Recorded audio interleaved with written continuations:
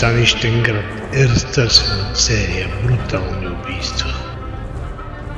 Главният секретар на МВР възлага специална задача на полицаи от сектор престъпления срещу личността. С операцията се вземат инспектор Лъчезар Давидов и Йована Божкова. Мафиотски бос е готов да стане защитен свидетел, но в колата му цъка бомба. С аналитичен ум, черен колан и точен мерник, ченгетата трябва да неутрализират гнездото на звяра.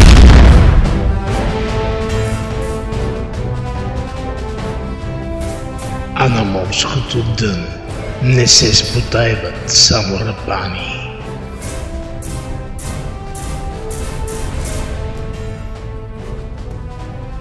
Оперативната работа и криминалистиката не са достатъчна мотивация дори за най-доброто ченге, когато зад гърба му не стоят нито началниците, нито любимите му хора.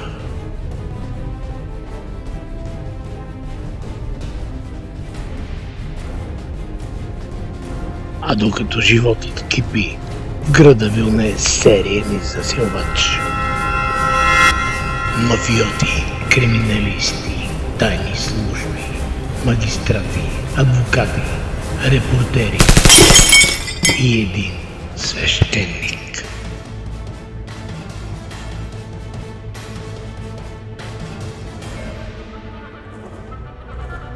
Упорито полицейско куче е в дирите на доказателствата.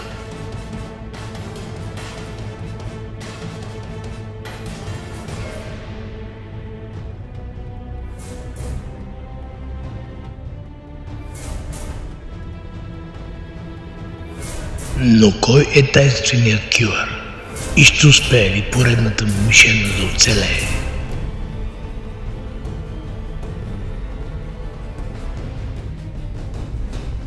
Рекет, наркотици, корупция, напрегнат екшън по суша и море ще ви оставят без дъх. Тази книга е вдъхновена от реални събития и лица.